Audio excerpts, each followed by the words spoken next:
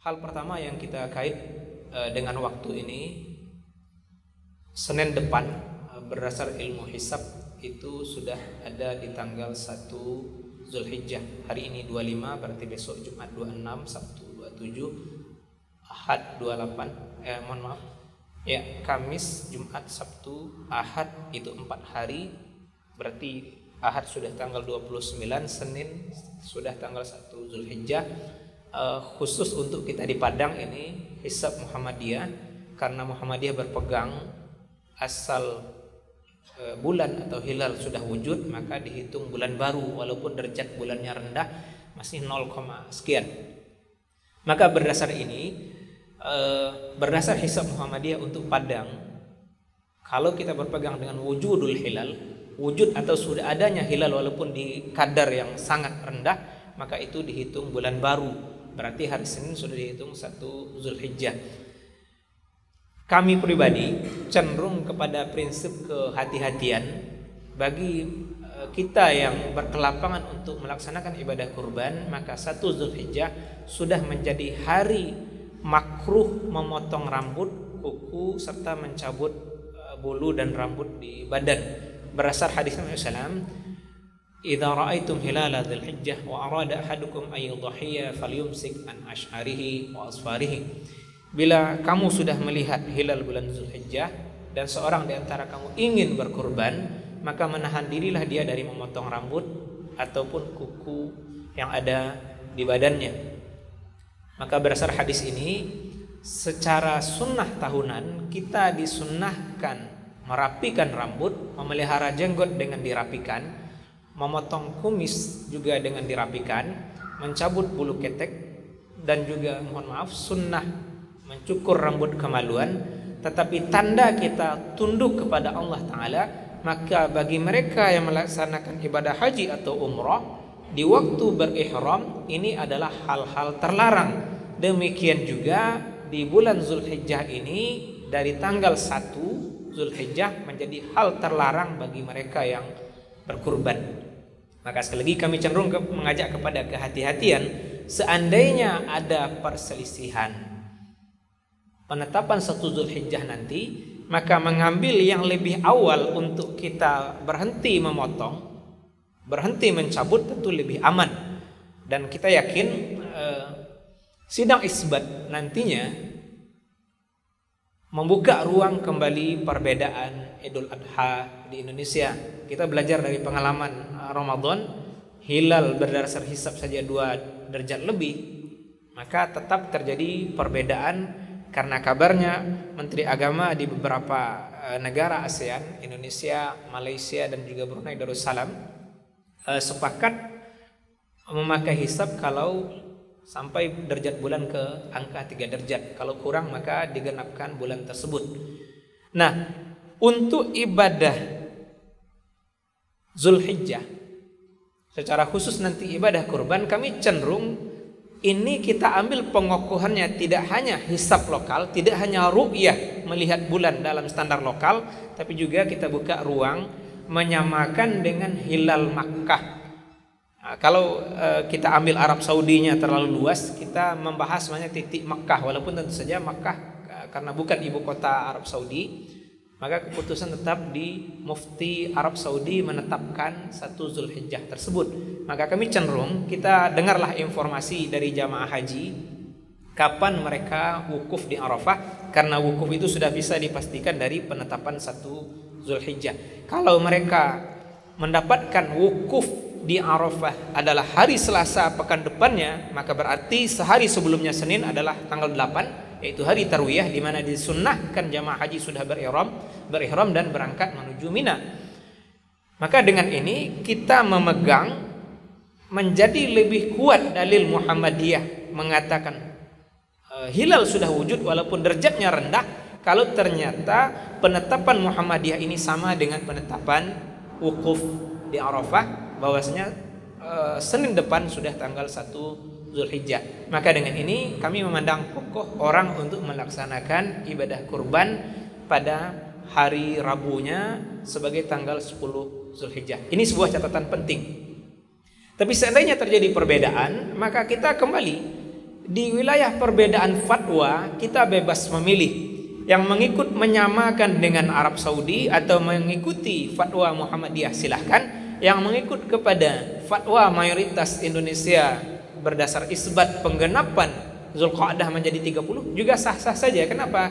Karena di fikih masalah furu ini ruang yang kita sah berbeda pendapat. Orang beribadah sesuai dengan keyakinannya. Keyakinan kita Bapak Ibu jamaah semua sebenarnya sama, yaitu kita menyelenggarakan kurban di 10 Zulhijjah. Kita puasa Arafah di 9 Zulhijjah. Cuma kita tidak sepakat kapan itu 10 Zulhijjah, kapan itu 9 Zulhijjah. Maka dikembalikan amal kita kepada yang kita yakini. Ini di fikih sangat banyak sekali contoh, termasuk juga misalnya penetapan kiblat salat gitu. Kita dapati di banyak masjid ada perselisihan kiblat. Prinsipnya di situ keyakinan. Ketika kita yakin dengan benarnya kiblat masjid tersebut, walaupun menurut hisab orang kiblat itu salah, salat kita di masjid itu tetap sah sebagai menghadap kiblat. Kenapa? Karena itu semua hasil ijtihad, kesungguhan menimbang dan memilih keputusan mana arah kiblat. Maka demikian juga halnya soal penetapan awal Zulhijjah. Maka sekali lagi, hal pertama yang kita garis bawahi bagi jamaah yang ikut berkurban, Senin besok tidak lagi boleh motong kuku, motong rambut sampai menyembelih hewan kurban. Maka kalau penyembelihannya di 10 Zulhijjah, sesudah hewan kurbannya disembelih dia boleh potong kuku, potong rambut. Tapi kalau diundur sampai tanggal 13 Zulhijjah misalnya, berarti juga dia mengundur motong kuku sampai akhir hari tasyrik tersebut. Nah, sebuah catatan karena saya mendengar dari bahasa sebagian mubalik, kan sunnah ndak ngarek kuku, ndak ngarek rambut gitu. Tapi kok lah hitam lo kuku lah panjang pula gitu. Maka dilanggar saja sunnah tidak potong ini. Kami tidak cenderung dengan bahasa demikian. Ini ibadah yang bisa kita siasati. Kalau kita yakin Senin depan sudah 1 Zulhijjah, maka kareklah kuku hari Ahadnya di akhir Zulqa'dah ini. Kita hanya bersabar 3 hari lah lebih kurang. Kalau saya pribadi yang biasa motong kuku sekali sepekan 7 hari begitu, maka kalau berkurban tinggal sabar 3 hari lagi. Semestinya sekali 7 hari, ini khusus 10 hari baru dipotong. Sedikit sabar untuk sebuah ketaatan yang menghasilkan pahala tambahan. Kenapa? Karena ketika kesimpulan ulama fikih berdasar hadis ini, sunnah tidak memotong kuku, sunnah tidak memotong rambut, berarti makruh memotong. Sunnah tidak memotong berarti makruh memotong. Ini hal yang kami rasa perlu kita garis bawahi bersama. Adapun soal kuku kotor itu kan tidak dilarang, yang dilarang adalah motong. Jadi awak memberasihan pakai ujung gunting misalnya, itu boleh-boleh saja. Yang tidak boleh adalah motong. Ini sebuah catatan untuk amal ini. Hal kedua, berdasar hadis yang juga sudah pernah kita bahas terdahulu, ma min ayyamin al-amalus shalih fiha ahabba ilallah min hadhil ayyam. Tidak ada hari-hari yang lebih Allah cintai amal soleh di dalamnya dibanding hari yang 10 hari ini, 1 sampai 10 Zulhijjah itu. Maka kita mengambil pemahaman umum, di antaranya dulu sudah kita bahas. Imam Nawawi rahimahullah memahami karena amal soleh itu banyak, maka seluruh amal soleh utama di 10 hari ini. Puasa termasuk amal soleh, maka puasa utama dari hari 1 Zulhijjah sampai 10 Zulhijjah sekali hari. Kita disunahkan puasa 10 hari ini. Sebagaimana juga disunahkan amal-amal soleh lainnya. Maka kalau ada yang mau berbakti kepada orang tua, yang mau bersedekah, yang mau rajin sholat sunat, lakukanlah istimewa di 10 hari ini. Kenapa? Karena Allah lebih mencintai seluruh amal soleh di 10 hari ini. Maka jamaah semua, karena satu itu berjumpa dengan hari Senin, mengikut fatwa Imam Suyuti rahimahullah dalam Al-Syubhah wan Nadzair, mazhab Syafi'i membolehkan menggabung amal di wilayah yang bisa menggabung, karena tidak seluruh amal bisa digabung. Ada amal yang bisa digabung, termasuk di sini.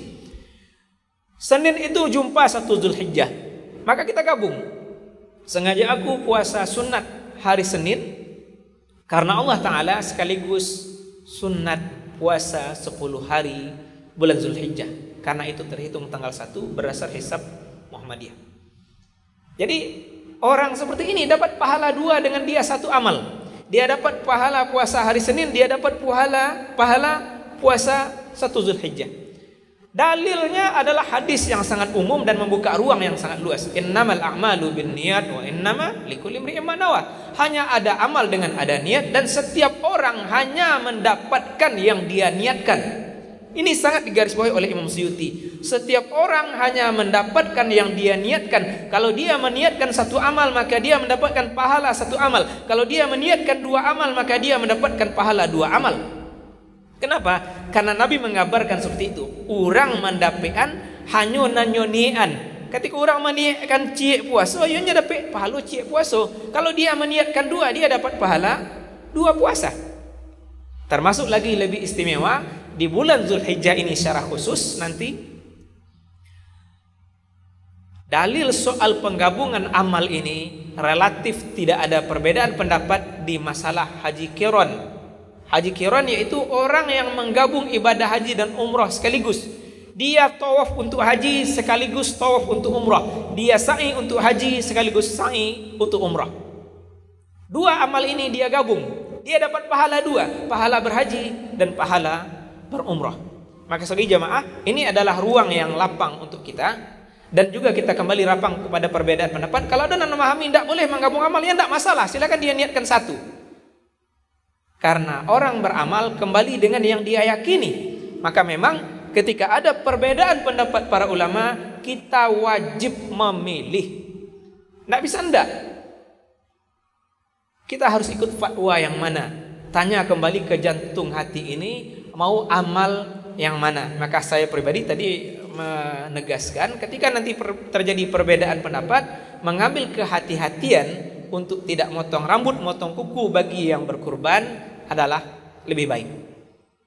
Adapun nanti soal penyembelihannya, justru kembali kita kepada konsep kehati-hatian.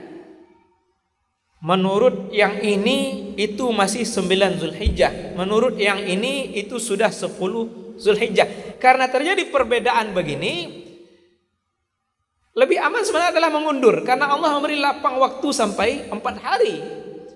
Jadi supaya jangan aduh ikhtilaf, ragu-ragu awak kurban wak sah tak yo lain tak mandabih awak sebelum waktu gitu. Karena dalam riwayat hadis, orang yang mandabih sebelum solat hari raya dihukumi hanya daging yang dia persembahkan untuk keluarga, bukan taqarrub, bukan kurbanan, bukan mendekat kepada Allah Ta'ala. Maka tentu di ruang perselisihan ini mengundur lebih baik. Tapi untuk memulai, hati-hati lebih baik. Contoh ini juga sudah kita bahas mungkin di masalah penetapan waktu subuh. Kalau untuk puasa, kita cenderung mengajak jamaah berpegang dengan jadwal lama, subuh lebih awal. Tapi kalau untuk subuh, kita cenderung mengajak memakai fatwa Muhammadiyah yang mengundur 8 menit. Kenapa? Karena sudah pasti kita sholat dalam waktu subuh dengan mundur 8 menit.